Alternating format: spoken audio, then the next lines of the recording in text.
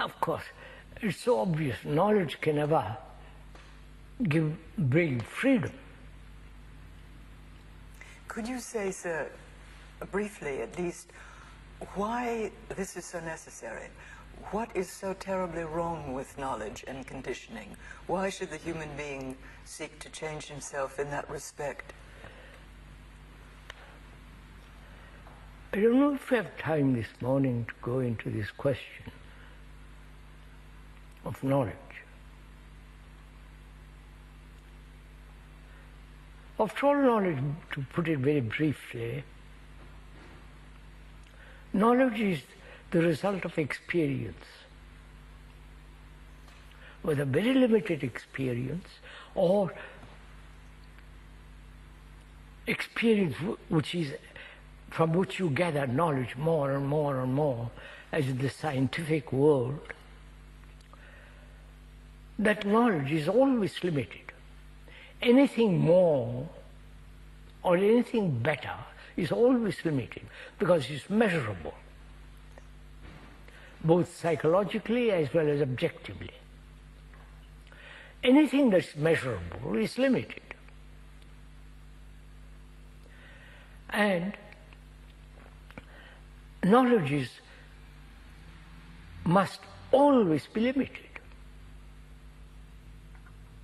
I think this is obvious. Can never be complete knowledge about anything. There may be complete knowledge about some dead thing, but a living thing is living, moving, changing, and you cannot have knowledge completely about a thing that is constantly changing, moving. And so knowledge is limited. But that knowledge and that conditioning...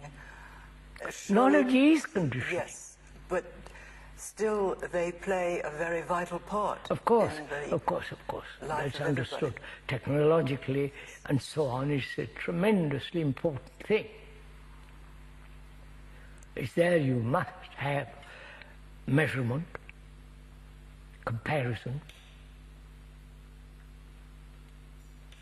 evolving certain facts, and moving, constantly moving. You can see what's happening in the technology world.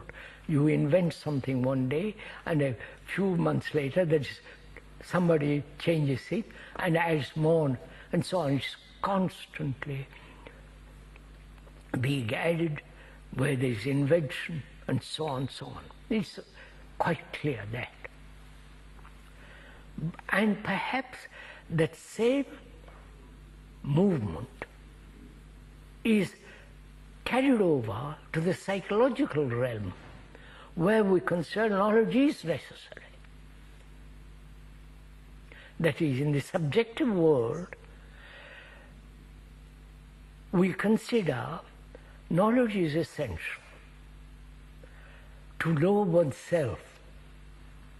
To know oneself is really a very, very limited comprehension. Knowledge, because knowledge is limited. But knowing is a movement, not to know. I don't know, there is a difference between knowing and something which you know. Could you enlarge a little bit upon that, please? Then something which you know is static, to which you can be adding. And what you add to what is already, it becomes static, mechanical. But the constant knowing, that's learning, not accumulating knowledge, but constant learning, moving, inquiring, exploring, pushing, that is not based on knowledge, it's a movement. Like life is a movement.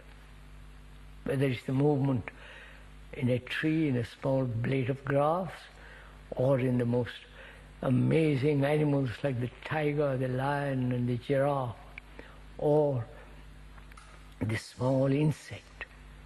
And it's the same life as in us. Therefore, one has to respect life, not kill life. So we must come back to our beginning, which is, can the brain be ever free from all the programs we have received. And the speaker, K, says, it is possible. It is possible only through watching, not condemning or accepting, but just watching the whole movement of your thought, watching the way activity of thought, watching how the origin, the beginning of thought.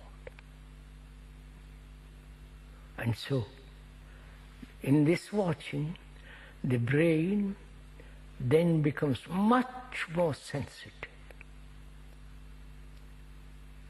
not only to its own responses, but sensitive to nature, to everything around one, to the world that is becoming more and more dangerous, and to the world of one's own psyche, so that there is a constant objective and subjective relationship, an interchange, never coming to a final decision, that is never taking a position from which you move. And this requires not only a great deal of leisure in this sense, not doing it as a hobby, but is part of life. One must have leisure to look at life. One must have this time to see what is actually happening, not what you wish or desire to happen, but what is actually in our daily life is going on. And that watchfulness makes the brain extraordinarily acute, sharp, clear. And this clarity is really, if one goes into it very, very deeply, is total freedom.